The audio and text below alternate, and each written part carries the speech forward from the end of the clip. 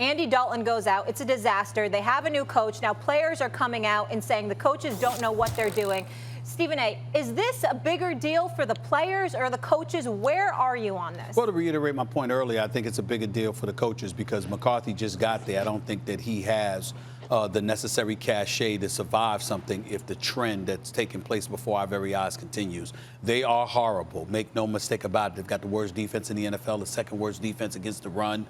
They seem a bit discombobulated schematically and otherwise, plus their effort has consistently been questioned. Now you're hearing why, because the players don't believe in what they're doing. Now, some would sit up there and say there's no excuse for a player to lack effort, and I completely co-sign with that thinking because there is no excuse. But there is something to be said for being demoralized at doing your job. Sometimes it's hard to get that extra pep in your step when you don't believe in what you're being asked to do or required to do.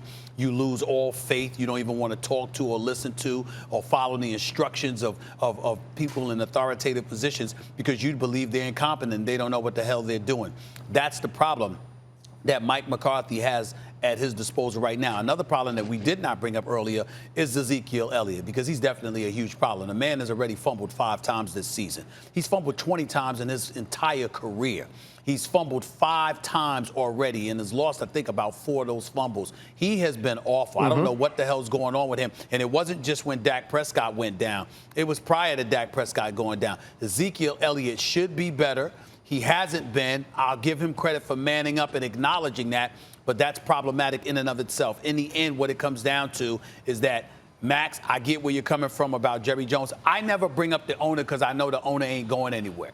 I understand that you're right about that. But the GM could. But here's my point, though. But he's not going anywhere because the owner makes that decision. And since the owner's the GM and wants to be the GM, that's the bottom line. In the end, what it comes down to is that McCarthy knew what he was walking into. A matter of fact, he even joked about lying during the introductory conference because he wanted the job so badly. Okay, it was facetious, playing around, nothing serious. But the point is, he wanted this job, which means he knew what it entailed. He signed up for it. And he has an obligation to do a better job than what he's doing, and he's not doing it. Let me say this. If and when this Super Bowl is played, it will be a quarter century since the Cowboys won the Super Bowl. A quarter century since they won the Super Bowl, because they will certainly not win it this year. So as a Giants fan, I just want to tell Jerry Jones, the owner, keep doing what you're doing. You're a great GM. You and Steven got this. You're absolutely right in your evaluation. You were ready to win. You just needed to leave the last coach, who wasn't a good enough kind of CEO or play caller, and put in a coach that the fans would accept as an organizational leader. You got this, Jerry. Keep doing it.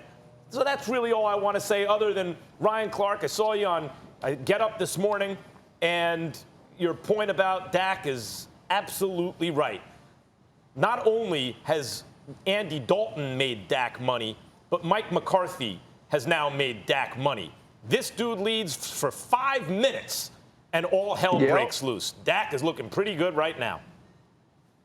This is the second time we got an opportunity to do that, and I talk about the hiring process, right? Jerry Jones having a sleepover with Mike McCarthy. You talk about the players not giving effort. You have guys coming out and saying, "You expect me to play hard for 70 plays. Yes, I do. And if you don't play hard for 70 plays, I expect you to be standing by Mike McCarthy doing nothing, as obviously he seems to be doing. And I remember this offseason, every time I would bring up, the Dallas Cowboys not winning the Super Bowl or not being as good as everybody thought they were, Twitter would be flooded. Well, we got Mike McCarthy. And I was like, I wouldn't be so excited about that. And so when you look at this organization, they have failed from top to bottom, and that starts with Jerry Jones. But, Max, you kind of went to my point before I could get there.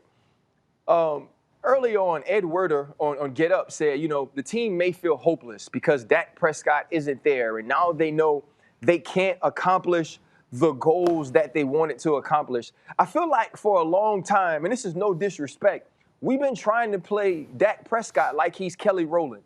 Like, you know what? He's important to Destiny's Child and the Dallas Cowboys, but he's not the most important. That, some things could flow around and we could still be good. Hey, man, Dak Prescott is Beyonce. right? Because LaToya Luckett, who ended up having great albums and being a star, they got rid of her and they got rid of Sarah and they added Michelle, but they still had Beyonce. So the album still banged and they still had some type of organization. They don't have that in Dallas anymore. Dak Prescott misses a game, you only score 10 points. The team doesn't compete hard. You don't play hard. You lose to a team that only completes 9 passes. Directly after that, the leadership part that Dak Prescott played. One thing you've always said, Max, Stephen A., no matter how we felt about what Dak said or what side of history he was standing on, he was always standing on the side of history that made the Dallas Cowboys look the best.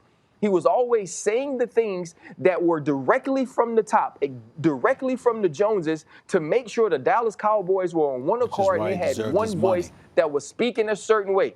That's why he deserved this money. Now you see, as soon as he leaves, the team is worse. But not only is the team worse, now all these things are leaking outside of the organization, which he kept hidden.